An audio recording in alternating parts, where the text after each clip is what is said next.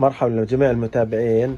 اول اشي قبل ما نبلش المقطع اعملوا لنا لايك ومتابعة عشان انزلكم شروحات، واللي بيستصعب عليه اشي يكتب لي تعليق شو اللي استصعب عليه عشان نحل له مشكلة. تابعوا هذا الفيديو دقة بدقة وخطوة بخطوة كيف نفتح القفل تبع هذا السحاب. اذا نسينا القفل، مثلا نسينا هذه الارقام، كيف نفتحها بكل سهولة. تابعوا معنا. اول شيء هذا الطقم هذا في منه الوان، لونين ثلاثة، هاي 3 الوان، رمادي وبني وزيتي وخمري، 4 الوان. وخلينا نبلش المقطع كيف تفتح هذا القفل بكل سهولة جدا. هات نركب الجوال هون.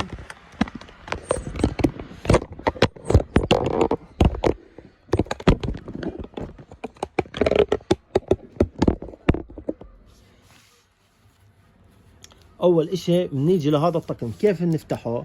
هسه هو بالعاده بيكون صفار، شايفين هون صفار بشركات التصنيع دائما صفار. كيف نكفل هذا؟ هو تعمل هاي هيك، هاي هون تحطها، وتجيب هاي كمان هيك تحطها هون، وبتغير الارقام هيك.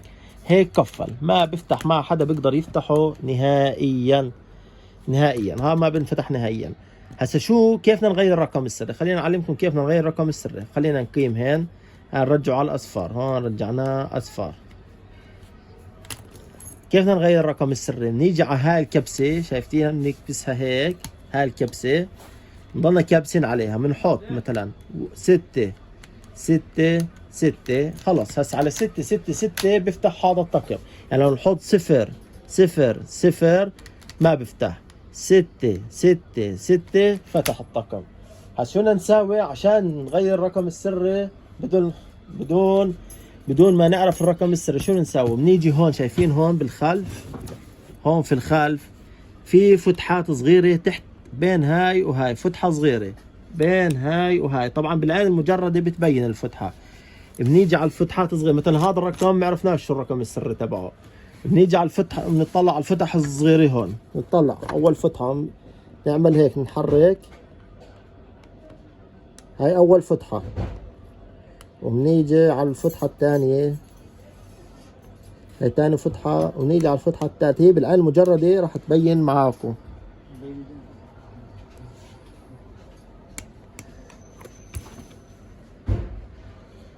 طبعا نحن الشنطة هيك عشان نشوف. هاي ثالث فتحة عندنا، هاي 3 فتحات شايفينها. بنيجي بنحرك، نعمل واحد هيك، واحد هيك، واحد هيك، وبنجرب. واحد هيك، واحد هيك، واحد هيك، وبنجرب. واحد هيك، واحد هيك، واحد هيك، وبنجرب. واحد هيك، واحد هيك، واحد هيك، وبنجرب. واحد هيك، واحد هيك، واحد هيك، وبنجرب. هيك بيطلع عنا الرقم السري. كيف؟ 6 6 6. شفتوا الطريقة سهلة ولا ايات اشي بدها؟ وايات اشي ابعتوا لي تعليق او اكتبوا لي تعليق انه ما زبطتش معاكم، بتكونوا ناسين خطوة خطوة بالضبط. اول اشي بنجيب هدول، وبعدين بنزيح على هذا الطرف.